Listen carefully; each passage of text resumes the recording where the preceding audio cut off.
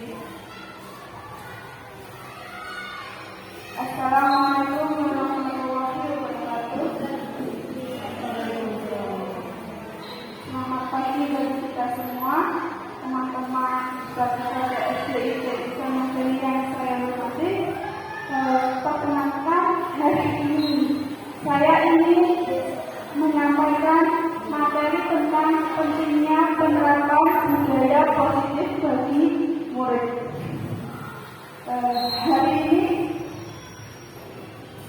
kita akan mempelajari tentang sisi positif dari nilai kebaikan universal, lalu teori motivasi, hukuman, penghargaan dan restitusi, keyakinan kelas, kebutuhan dasar manusia dan dunia, berkualitas, restitusi, 5 posisi kontrol, dan restitusi tentang segitiga restitusi. Nah, teman-teman, apa yang Anda pikirkan? Ini ada sebuah kegiatan, nanti saya mohon kepalkan tangan panjenengan semuanya. Anda dan teman Anda akan melakukan sebuah kegiatan coba buka. Anda adalah si A dan tugas Anda adalah menempatkan salah satu tangan Anda. Coba bayangkan bahwa Anda menyimpan sesuatu yang sangat berharga di dalam kepala tangan Anda. Anda perlu menjaga benda tersebut sekuat tenaga Anda karena begitu pentingnya untuk kehidupan Anda. Nanti Anda akan berpasangan cara pasangan untuk rekan di sebelahnya, yaitu akan menjadi tugas B atau rekan Anda. Tugas dari rekan B adalah mencoba dengan segala cara untuk membuka kepalan tangan Anda. Teman Anda yang boleh membujuk, menghaji, mengintimidasi, memarahi, memuji dan menawarkan apa saja agar bersedia membuka kepalan tangan Anda. Are you ready? Yes, I'm ready. Oke, silakan mencari pasangan masing-masing. Silakan tentukan mana yang menjadi A, mana yang menjadi B. Sudah? Saya beri waktu 5 hitungan. 1, 2, 3, 4, 5. Sudah? Sudah belum? Sudah. Terima kasih.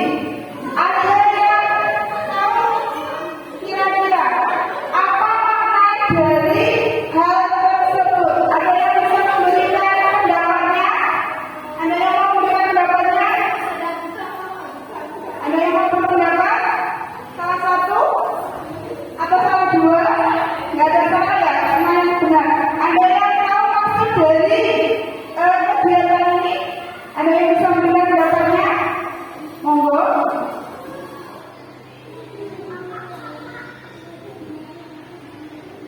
Sedang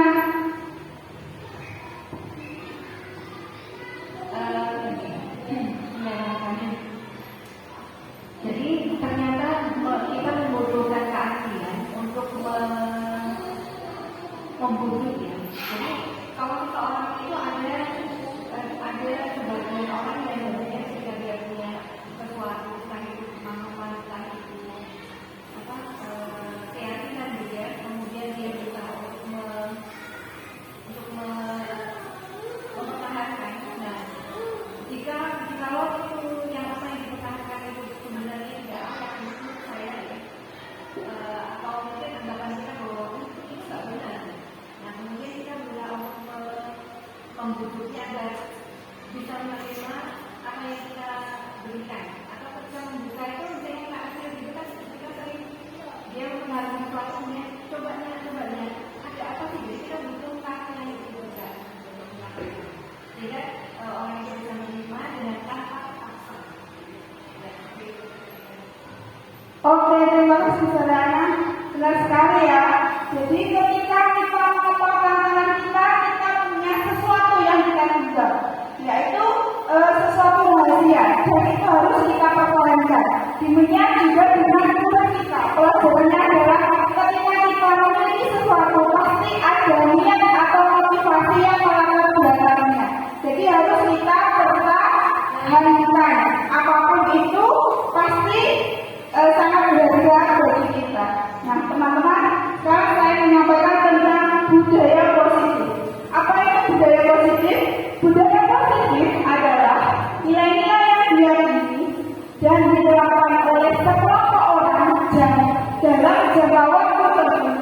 sehingga menjadi suatu kebiasaan.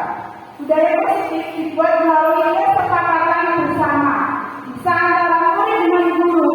Tujuan dari kesepakatan ini adalah agar siswa bisa menjalankan nilai-nilai tersebut dengan penuh tanggung jawab dan tanpa paksaan.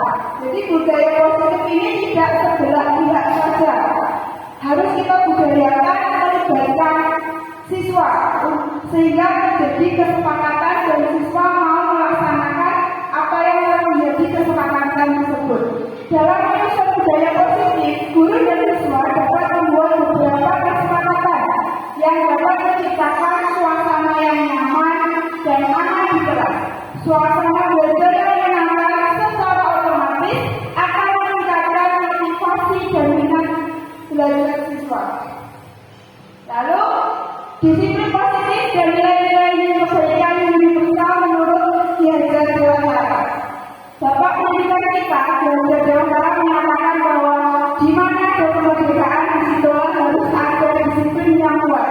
Sungguh pun disiplin itu bersifat disiplin, yaitu kita sendiri yang mewajibkan kita dengan sekeras-kerasnya, tetapi itu sama saja. Sebab jikalau kita tidak dapat melakukan disiplin, wajiblah penguasa lain mendisiplinkan diri kita. Dan peraturan demikian itulah harus ada di dalam suasana yang merdeka. Nilai-nilai kebaikan universal. Nilai-nilai kebaikan adalah sifat-sifat positif manusia yang merupakan tujuan mulia yang ingin dicapai oleh setiap individu. Setiap perbuatan memiliki suatu tujuan.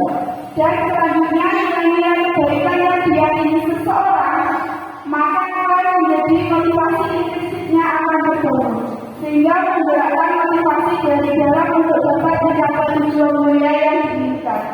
Nilai-nilai kebaikan universal ini meliputi hal seperti keadilan, tanggung jawab, kejujuran, bersyukur, lurus hati, berprinsip, integritas, kasih sayang, rajin, komitmen, percaya diri, kesabaran, dan masih banyak lagi. Nah, ini adalah contoh penerapan nilai-nilai kebaikan di SD Insan Madani. Yang pertama, membuang sampah pada tempatnya. Di setiap sudut kelas di SD Insan Madani, insya Allah sudah disediakan tempat-tempat sampah yang bisa digunakan anak-anak untuk membuang sampah pada tempatnya. Pembiasaan ini sudah kami sertakan setiap hari dan kami selalu mengingatkan anak-anak apabila anak-anak membuangnya sembarangan dan ada guru ustadzahnya yang akan mengingatkan. Demikian juga dengan teman-temannya. Yang kedua, sholat zuhur berjamaah. Sholat zuhur berjamaah ini dilakukan setiap hari Senin sampai Jumat. Selain sholat zuhur berjamaah di SDIT ini juga ada sholat Jumat berjamaah. Salah satu nilai dari proses belajar Pancasila yaitu membentuk siswa yang beriman dan bertakwa serta berakhlak mulia. Lalu ada juga makan dan minum sambil duduk dan memakai tangan-tangan. Di SDIT ini, insya Allah sudah dibudayakan untuk adab-adab makan dan minum. Alhamdulillah sekolah kami pulangnya full day, pulang jam 2 siang, sehingga ada makan siang di sekolah. Yang ketiga, ada budaya PDAM, senyum, sapa, dan salam. Setiap hari, setiap pagi, dan setiap pulang sekolah, kami ada guru piket yang bertugas untuk menyambut kedatangan siswa, sehingga siswa merasa sangat terbantu sekali menuju sekolah yang ramah anak. Di siswa akan sangat senang sekali. Oh, ternyata setiap pagi aku dinantikan kehadiranku oleh ustadz-ustadzahku.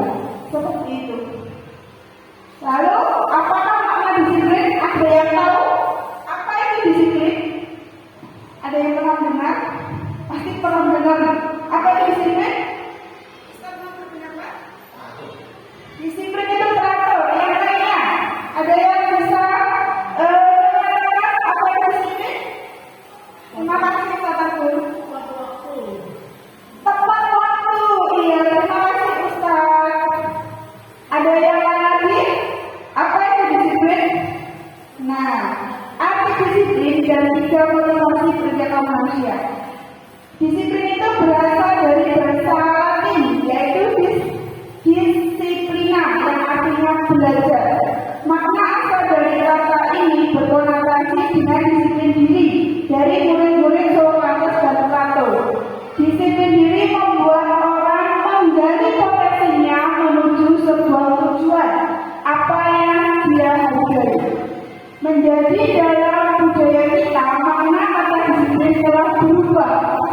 sesuatu yang dilakukan seseorang pada orang lain untuk mendapatkan kepatuhan.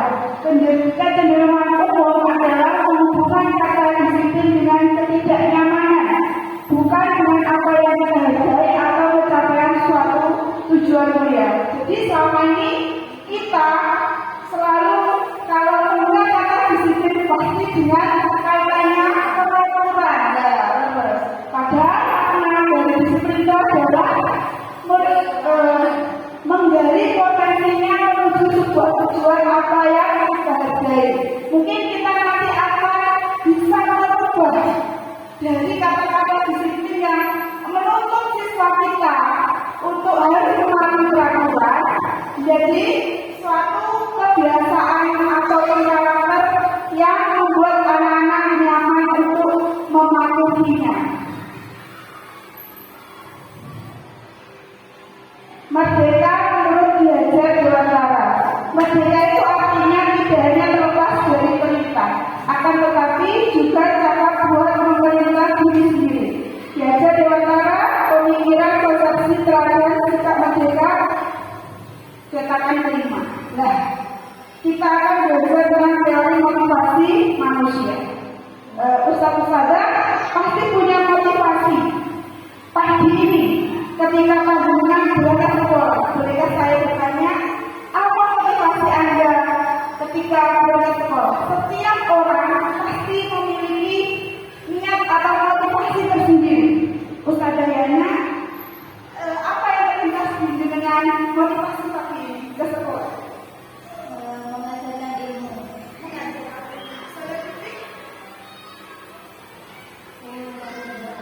Mencari ridho Allah, Masya Allah.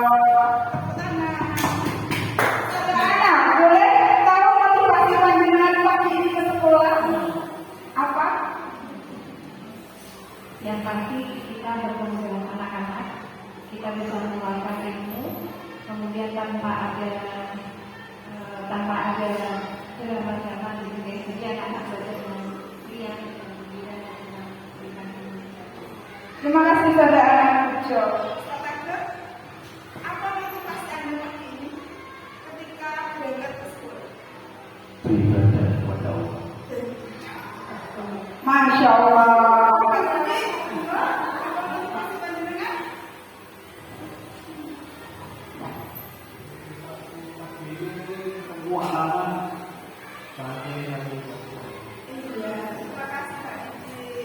Saudara ini untuk apa motivasi panjenengan hari ini datang ke sekolah?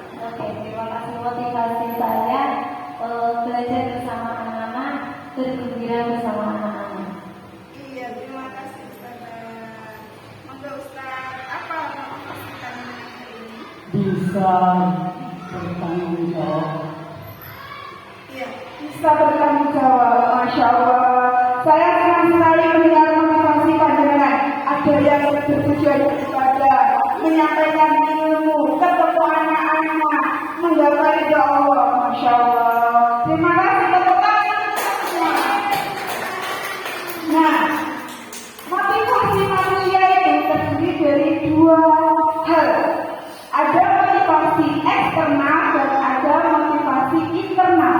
Motivasi eksternal itu adalah untuk menghindari hukuman atau ketidaknyamanan. Apa yang terjadi jika saya tidak melakukannya? Biasanya seperti itu. Yang kedua ada motivasi internal. Motivasi internal itu untuk mendapatkan imbalan, hadiah, penghargaan dari orang lain. Apa ya yang akan saya dapatkan apabila saya melakukannya? Demikian juga dengan murid-murid kita. Murid-murid kita setiap pagi pasti memiliki motivasi datang ke sekolah. Motivasi internal, tujuan disiplin positif adalah untuk menghargai diri sendiri. Saya akan menjadi orang yang seperti apa apabila saya melakukannya. Nah, dalam pembukaan motivasi pada murid, mengapa tidak prakerasa? Jadi sesuai dengan disiplin positif tadi yang dalam konotasi kita adalah apa tadi disiplin positif? Disiplin tadi apa? Peraturan belajar. Iya. Jadi kita harus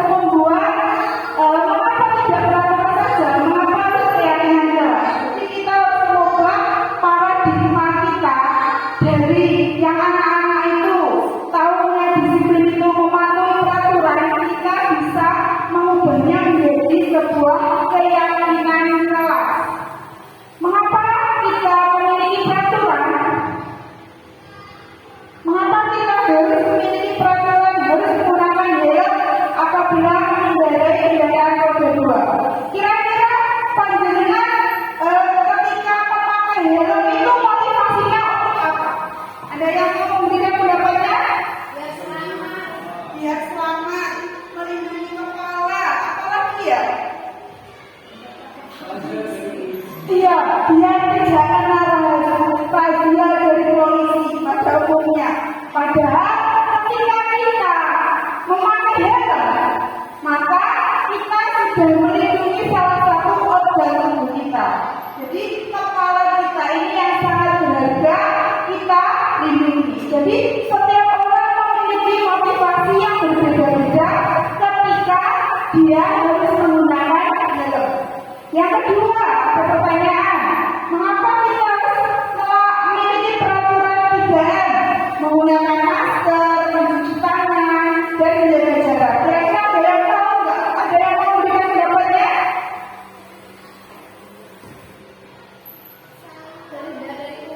Iya, terhindar dari kumannya lainnya. Untuk kesehatan, benar sekali. Jadi ketika kita memiliki suatu keyakinan, maka setiap orang memiliki persepsi yang bersendiri-sendiri.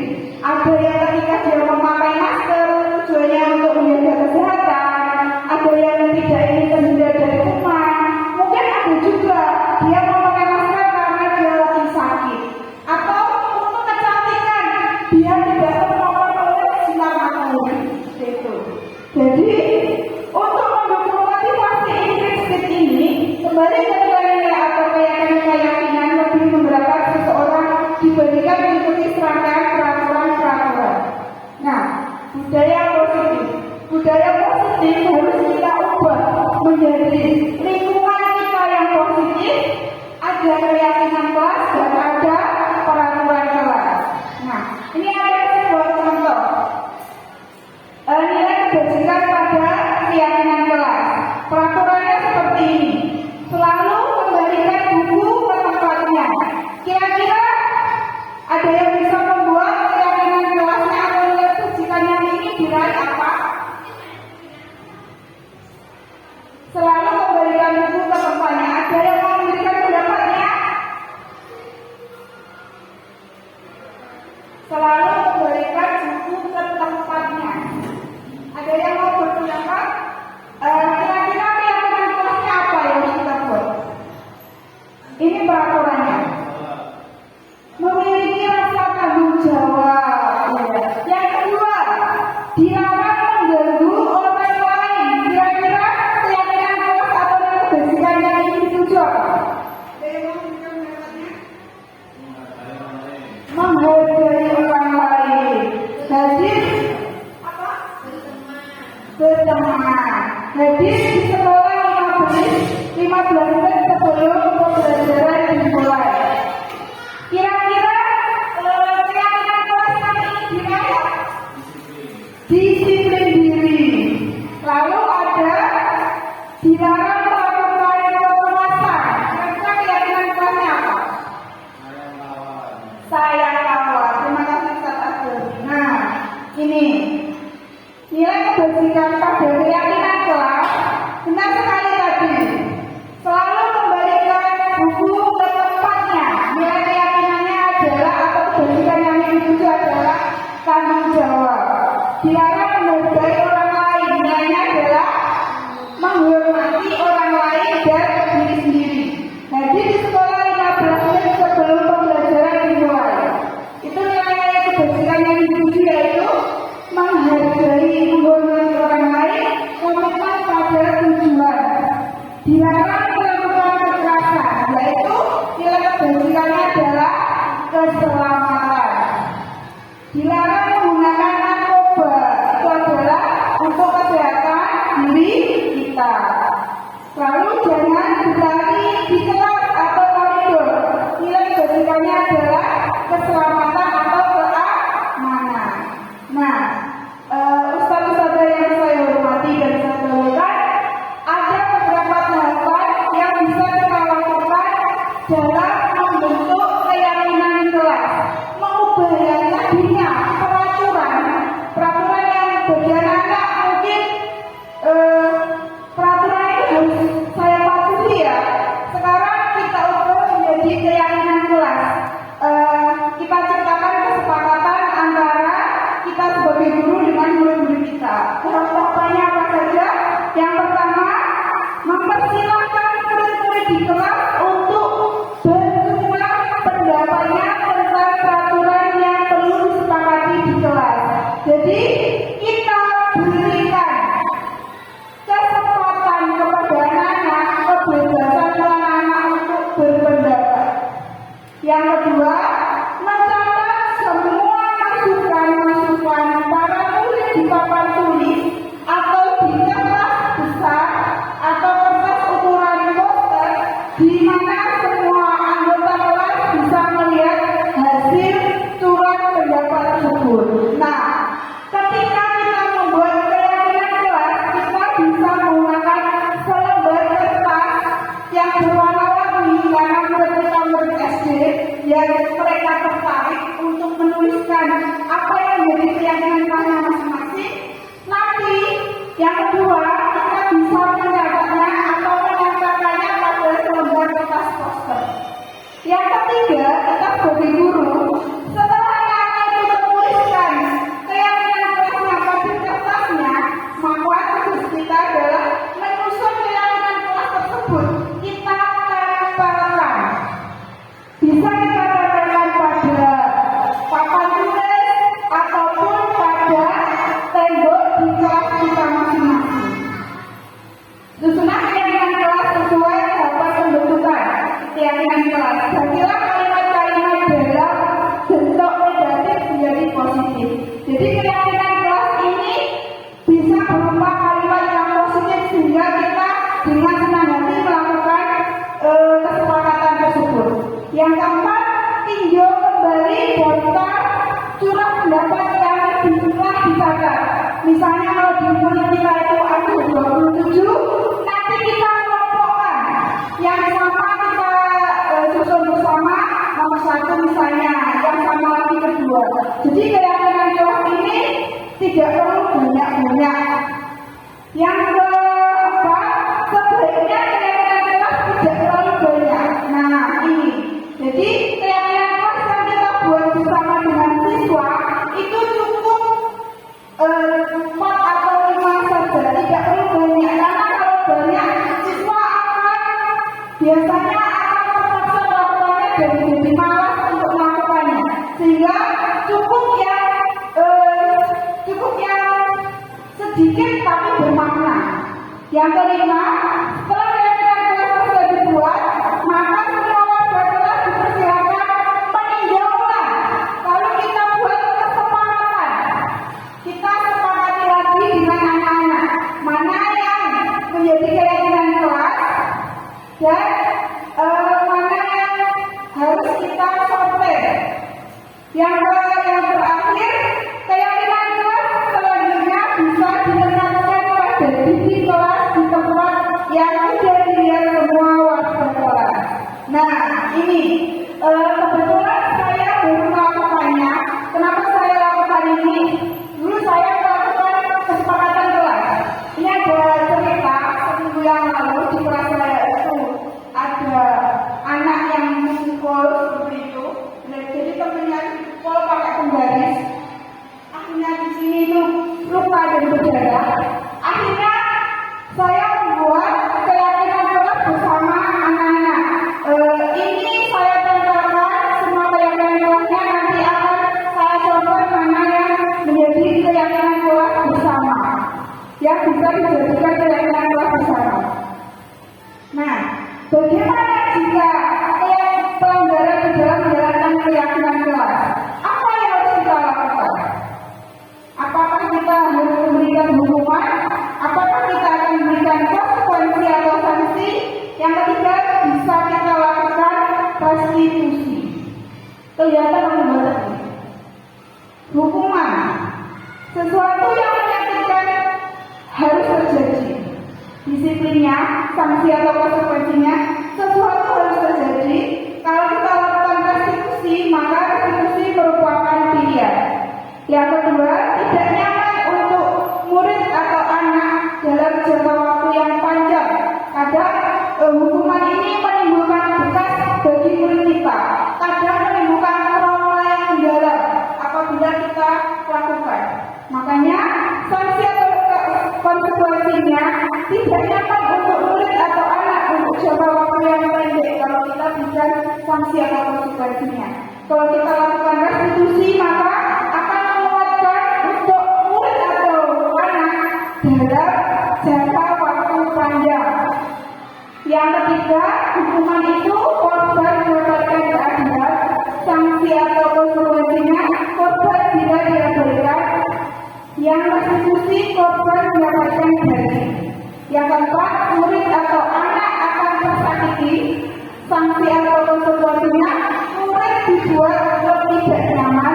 Kalau kita lakukan restitusi, maka murid mendapatkan penguatan.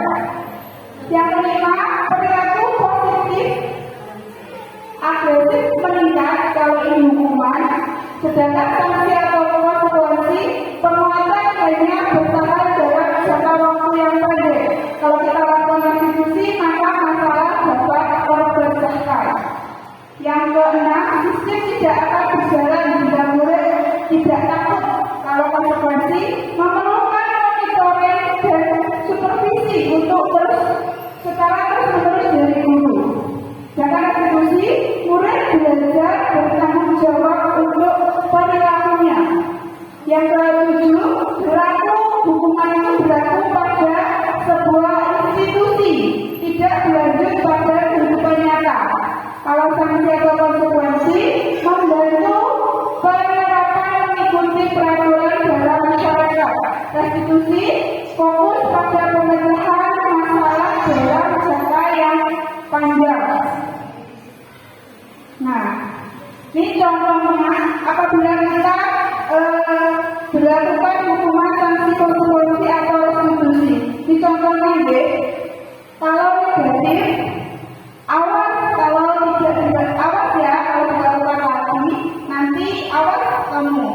Kalau mereka lakukan apa yang saya katakan. Kalau positif, apakah hari ini yang sesungguhnya ingin kamu lakukan?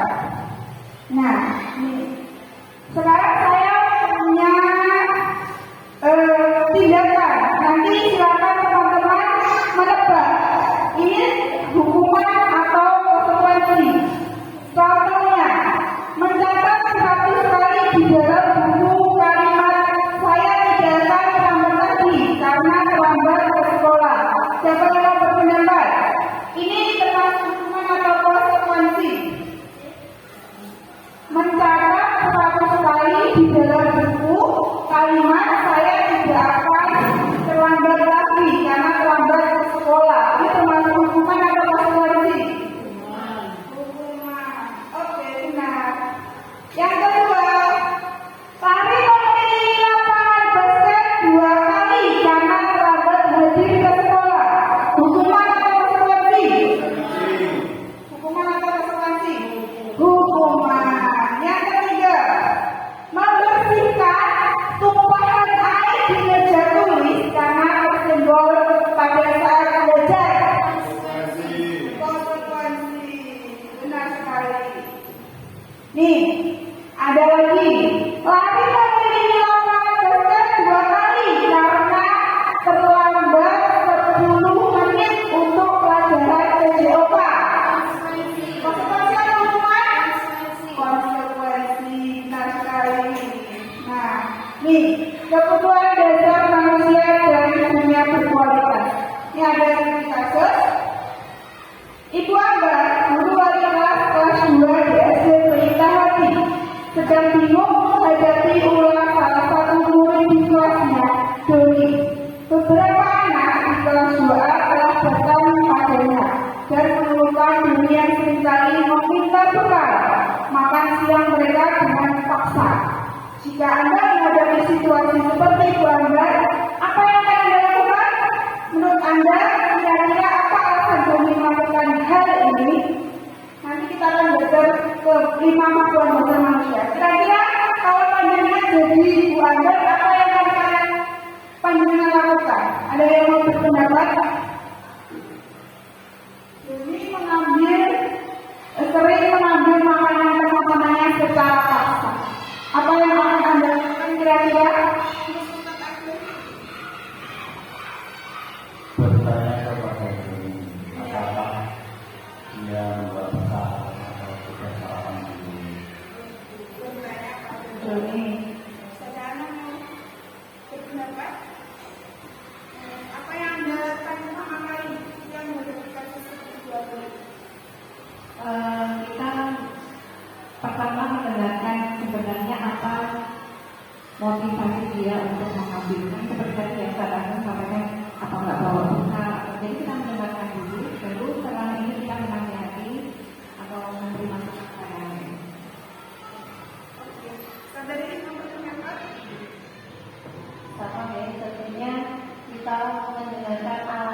doni terlebih dahulu. Kenapa mengambil makanan temannya? Terima kasih Ustaz Ustazah, benar sekali jawabannya. Apa yang harus kita lakukan? Yang pertama, kita validasi tindakan diri dulu. Jadi kenapa diri kok sering mengambil? Kenapa diri kok sering mengambil kita temannya? Kita tanya dulu, motivasi apa? Apakah dia lapar? Apakah dia itu tidak punya uang saku dan lain sebagainya? Kira-kira apa alasan diri melakukan hal itu? Jadi kita validasi apa yang menjadi kebutuhan diri. Nah, tindakan diri tadi berhubungan dengan 5 kebutuhan dasar manusia. Jadi kita atau manusia itu punya 5 kebutuhan dasar yang harus dipenuhi. Yang pertama, bertahan hidup atau survival. Yang kedua, kita perlu cinta dan kasih sayang atau love and belonging. Yang ketiga, kita perlu kekuasaan atau power.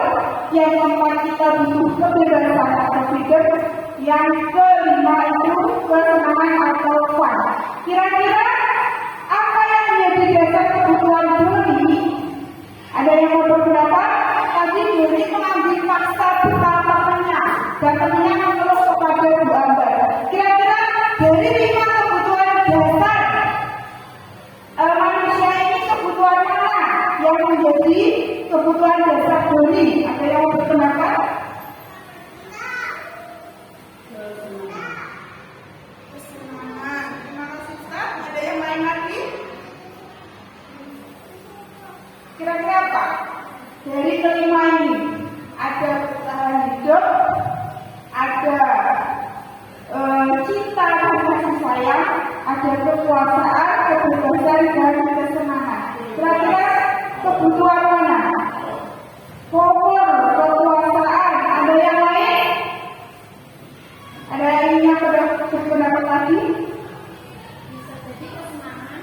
Bisa jadi kesenangan. Ya, semua punya pendapatnya masing-masing. Mungkin kita bisa melakukan tindakan validasi kepada diri kenapa dia melakukan hal tersebut. Bisa saja mungkin di rumahnya diri ini sedang tidak ada makanan. Mungkin ketika dia datang ke sekolah dalam keadaan lapar, terus tidak dikasih sapu sama orang tuanya. Seperti itu, guys. Lalu 5 kebutuhan dasar manusia. Yang pertama, kebutuhan bertahan hidup. Bisa kebutuhan fisiologis untuk dapat bertahan hidup. Yang kedua, ada cinta dan kasih sayang, kebutuhan untuk diterima. Yang ketiga, perasaan atau kebutuhan pengakuan atas kemampuan. Yang keempat, kebebasan untuk menentukan pilihannya. Yang kelima, kesenangan, kebutuhan untuk merasa yang simpan saja. Nah, dalam menangani 5 kebutuhan manusia tadi, kita kaitkan dengan 5 posisi kontrol. Jadi nanti kita sudah melakukannya belum ya? Selama ini ketika kita mendisiplinkan murid kita itu sudah melakukan di posisi kontrol yang mana? Jadi posisi kontrol ini ada 5, ada tipe pemukul, ada tipe pembuat orang merasa bersalah, ada kita jadikan sebagai teman, ada sebagai pemantau, dan ada sebagai manajer. Kalau kita tipe pemukul, maka kita akan melakukan kalimat seperti ini. Patuhi aturan saya atau awas, kamu selalu saja salah. Lalu pasti selalu yang terakhir selesai. Guru seperti ini senantiasa percaya bahwa hanya ada satu cara ini saja, cara pembelajaran yang akan dia gunakan untuk mendisiplinkan muridnya. Yang kedua,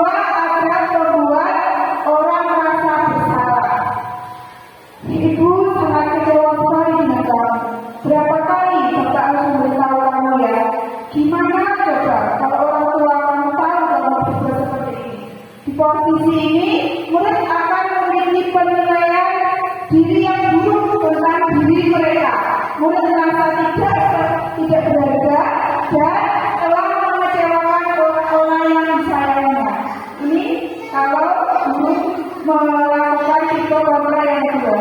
Yang ketiga, dia menjadikannya sebagai teman. Ayo betulah jadi bapak ya. Ayo ingat tidak berbuat dosa selama ini. Ya, sudah kali ini tidak apa-apa. Nanti sudah itu bereskan. Nah, guru di posisi teman menggunakan hubungan baik dan firm untuk mempengaruhi seseorang. Murid akan tergantung pada guru tersebut dan tidak akan bertindak untuk guru tertentu dan tidak untuk guru lainnya. Yang keempat, tipe pemantau atau monitor. Peraturannya apa? Apa yang telah kamu lakukan? Sanksi atau konsekuensinya apa?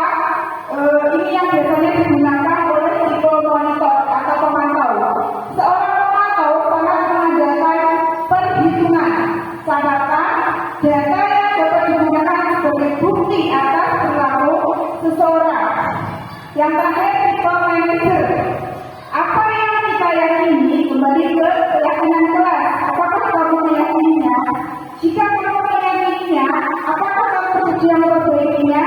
Jika kamu perbaiki ini, hal ini menunjukkan apa tentang dirimu? Apa yang kamu untuk memperbaiki hal ini? Manajer adalah posisi di mana guru berbuat sesuatu bersama dengan murid, mempersilahkan murid mempertanggungjawabkan perilakunya, mendukung murid agar dapat menemukan solusi atas permasalahan yang dialaminya sendiri. Jadi membuat murid itu merasa bertanggung jawab dan mandiri. Nah, teman-teman, dari 5 posisi kontrol ini sudah Anda melakukannya dari 5. Ada yang mau penjelasan? Pernah melakukan di posisi kontrol yang mana? Tipe monitor, manajer, sebagai teman, pembuat besar atau sebagai pemukul? Sudah semua, Masya Allah. Ada yang tipe yang mana? 1 dan 3 sebagai pemukul dan juga menjadikannya sebagai teman. Nah, teman-teman, untuk mendisiplinkan siswa kita, salah satu cara yang bisa kita lakukan dengan menggunakan segitiga restitusi. Apa yang segitiga restitusi? Jadi, ketika kita tadi sudah belajar tentang posisi kontrol yang sangat disarankan dari 5 tadi, tipe pemukul, pembuat bersalah, tipe pemantau, tipe sebagai teman dan manajer, maka yang sangat disarankan adalah posisi yang kelima. Jadi kita sebagai manajer, kita akan memberikan kesempatan kepada murid kita untuk memperbaiki kesalahannya dan bertanggung jawab serta menjadikannya menjadi pribadi yang mandiri. Jadi dia tahu kalau aku berbuat seperti ini nanti apa yang harus aku lakukan dan apa yang harus aku bertanggung jawabkan. Nah, dalam penggunaan setelah kita belajar posisi kontrol tadi, kita akan belajar yang namanya segitiga restitusi. Segitiga restitusi ini adalah proses menciptakan kondisi bagi murid untuk memperbaiki kesalahan mereka sehingga mereka bisa kembali pada kelompok mereka dengan karakter yang lebih kuat. Segitiga restitusi ini ada 3 tahapan yang harus kita lakukan. Yang pertama, yang bisa kita lakukan adalah yang pertama itu menstabilkan identitas yang bawah dulu yang harus kita lakukan. Jadi ketika kita bersalah, kita stabilkan identitasnya. Kita tanya dulu, kenapa kamu melakukannya? Apa motivasi kamu sehingga melakukan hal ini? Jadi kita stabilkan identitasnya dan kita tidak langsung menghukumnya. Jadi kita stabilkan identitasnya. Yang kedua, kita validasi tindakan yang salah. Jadi tindakan yang telah dilakukan saat itu kita tanyai salah atau benar. Kenapa kamu melakukan ini? Ya. Yang terakhir, kita menanyakan keyakinan. Kita yakinkan diri siswa kita. Setelah kamu melakukan ini, maukah kamu memperbaiki diri? Kita yakinkan melalui menanyakan keyakinan kita supaya kita stabilkan, kita validasi tindakan yang salah.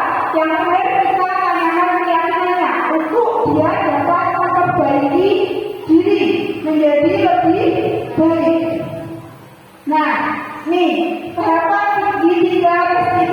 Yang pertama, menstabilkan identitas. Kita semua akan melakukan hal terbaik yang bisa kita lakukan. Yang kedua, validasi tindakan yang salah, yaitu teori kontuanya semua perilaku memiliki alasan.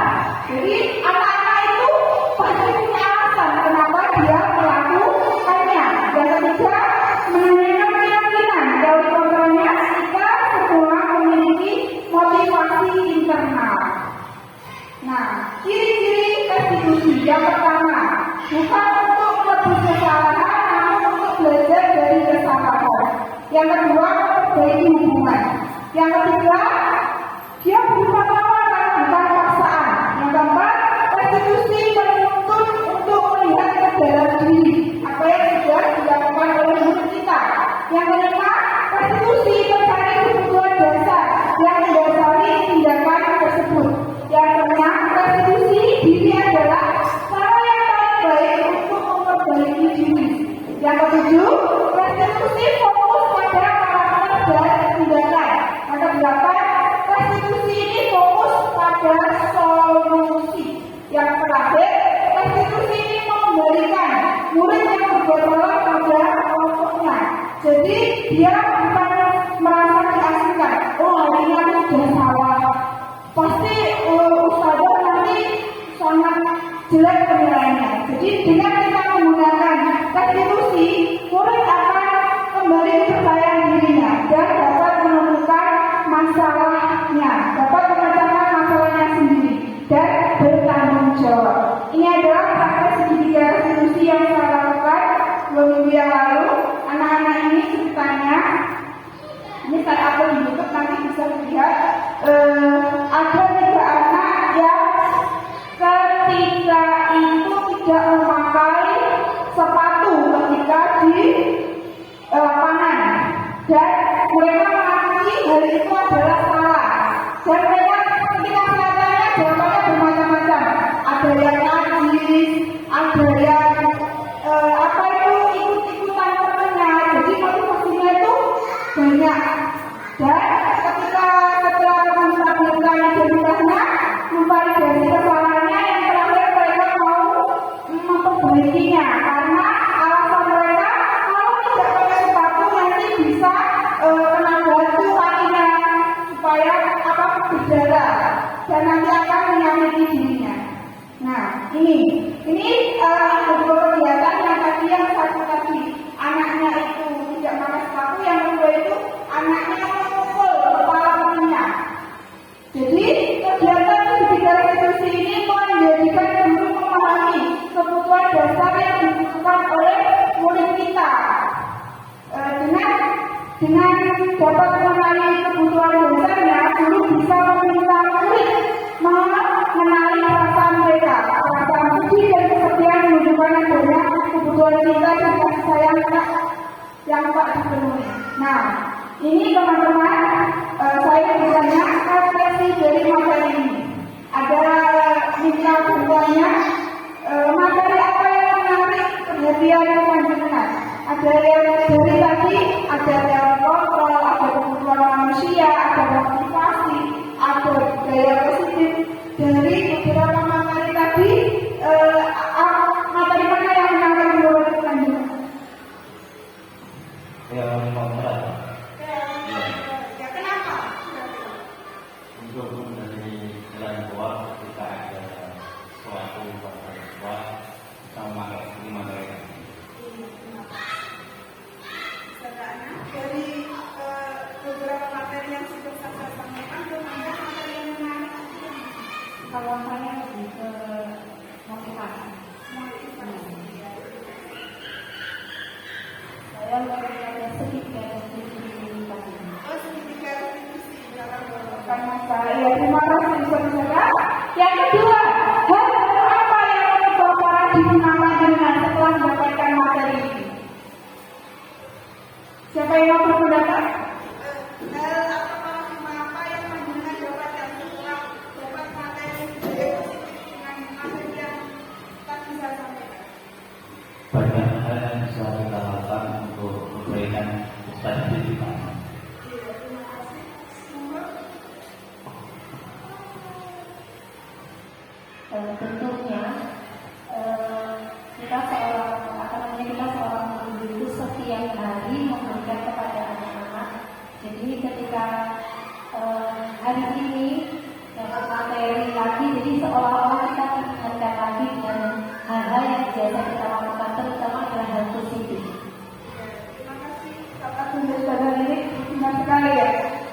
kita bisa mengaplikasikan ilmu yang kita dapatkan. Yang terakhir, setelah saya mendapatkan materi ini, saya ingin menjadi pendidikan seperti apa?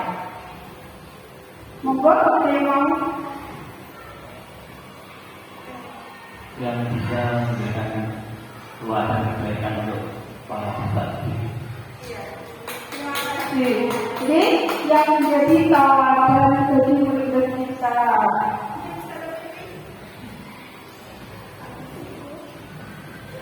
Terima kasih atas pendapatnya. Jadi pelajaran kita hari ini kita bisa menjadi lebih baik lagi dalam melakukan atau menerapkan budaya disiplin positif bagi murid kita. Kita sudah mengetahui posisi kontrol ini seperti apa, dan dari 5 posisi kontrol ini mana yang bisa kita terapkan. Yang terakhir, ketika siswa itu melakukan suatu kesalahan tidak langsung dihakimi, jadi harus kita dengarkan dulu motivasi dia melakukannya seperti apa, kita stabilkan identitasnya, setelah itu kita validasi tindakan salah yang telah dilakukan, dan yang terakhir kita tanyakan melalui keyakinan pada dirinya untuk memperbaiki diri. Terima kasih teman-teman. Mungkin ada yang ingin sharing? Sudah cukup? Terima kasih teman-teman atas kehadirannya pada pagi hari ini.